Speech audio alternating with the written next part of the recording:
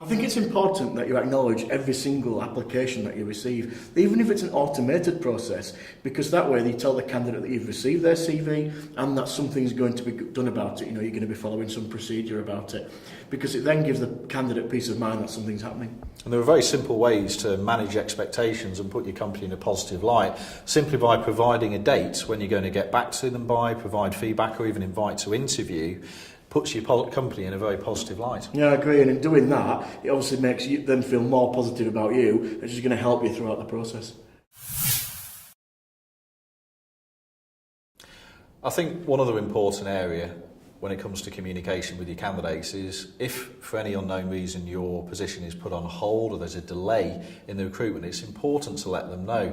Quite a lot of people, if they're interested in the role in you as a company, will hang on until you're ready to recruit again, but obviously quite a lot will probably carry on looking for other jobs. In the same area, but a slightly different side of it, if you found a superstar, it's important to keep them nurtured, I suppose, as well. You know, let them know what's going to happen, when it's going to happen, when they're likely to hear next, just to keep them interested, because if they are a superstar, you definitely want to make sure you keep them interested in the role.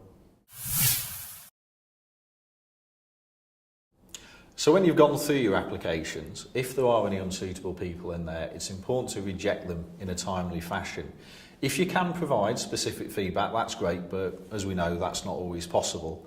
And when you are talking to people to reject them, it's important to highlight the overall strengths of the applications rather than the weaknesses of any specific candidate. It's also important to remember to do that throughout the process, so not just at CV stage, but at first interview stage, second interview stage, and so on, to keep the candidates informed. It's probably best to do this in writing, and make sure that within the letter you thank them for your time and also wish them luck for their job search in the future, and give them a phone number to contact you if they want to discuss it further.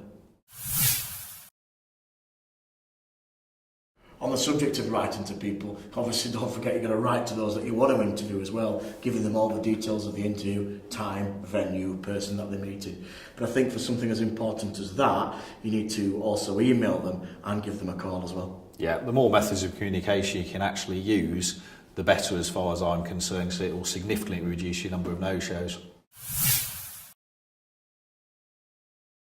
So you found your ideal candidate, the last thing you want to happen is to lose them now. So that's where communication is even more important. Keeping in touch with them once you've actually made that offer, right up to the point when you want them to start.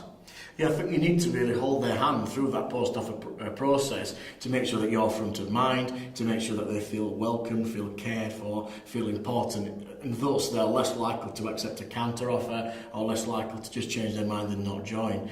There are loads of ways in which you can do this, one of which is to give them a call and see if they've got the offer letter. Another way, give them a call, have you got the contract, the handbook, what did you think, those sort of things. Just keep that communication up to date with them.